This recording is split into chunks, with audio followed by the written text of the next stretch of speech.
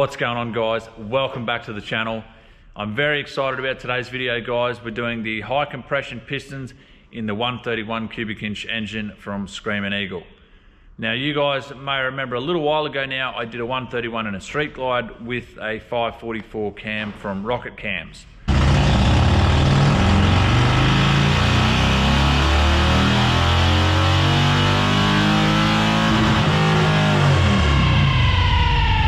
Now that one, it did leave me a little underwhelmed just because the compression ratio of that particular engine was a little bit too low for that big cam. So of course, to accommodate that, guys, we've got these awesome looking pistons from CP Carrillo. They are going to get us up to around that 12:1 compression ratio that is really right where this camshaft needs to shine. I'm sure we're going to make some really good power with this setup, guys.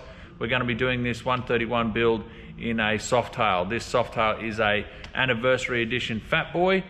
There's only 2,500 of these on the planet, and I'm lucky enough to be building one of these today. So look, guys, let's dive straight into it and just see exactly how much power we can get out of this 544.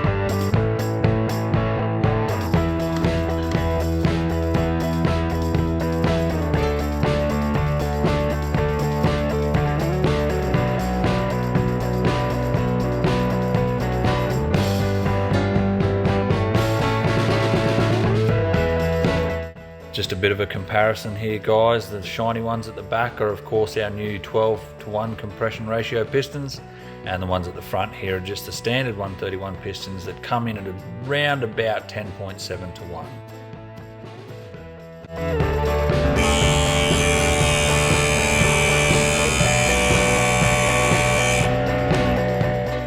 With the piston ring end gap, guys, basically it's a bit of a balancing act, to be honest. You want to ensure that there is enough gap on the piston rings to ensure that they won't butt up against each other and then of course cause engine failure.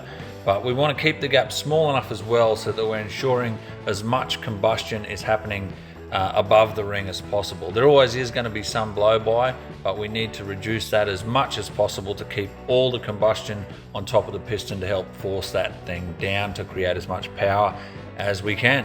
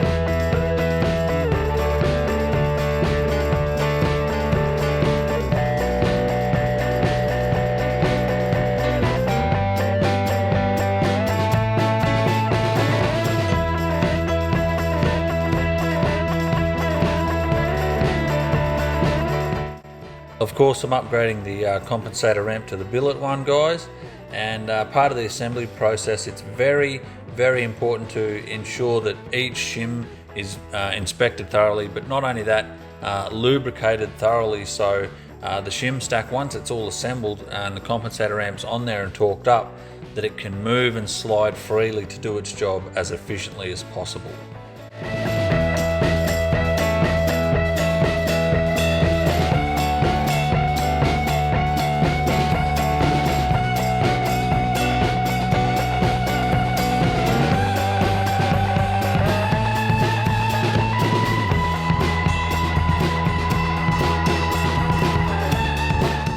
Argue with me in the comment section if you like, but I always upgrade the clutch springs to the 1275 Newton meter springs from Screaming Eagle, and I have never ever had a problem with a clutch basket failing or anything like that.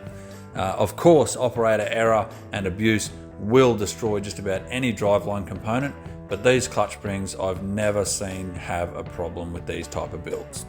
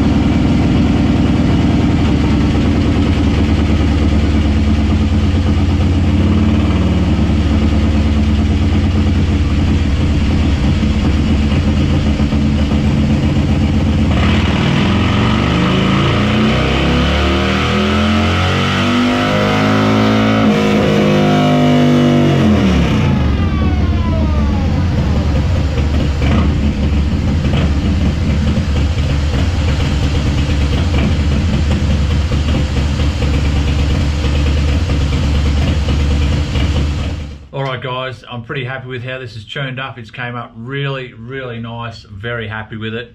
So we'll take a look. Got a couple here just to show you how repeatable it is there, but basically making 150 horsepower, 149 horsepower, 152 horsepower, 156 foot-pounds, 154 foot-pounds, and 155 foot-pounds. So pretty repeatable. pretty happy to say it's 150, 155. Little Two Brothers here. This is just part of this two brothers pipe, so not much can be done about that, but nevertheless the thing does make good power right in the mid-range there. So 3.5 to sort of 5.5, it's making well and truly all the money it needs to. So very, very excited. Gonna go for a ride on this one. Don't really have anywhere to mount the GoPro. I do have a handlebar mount, but these are the big 2-inch thick burleys, so I'll see what I can do. I don't know if I'll be able to do anything. Anyway, I'll see how it goes. I'm going to take it for a ride regardless, and get back to you and let you know how it goes.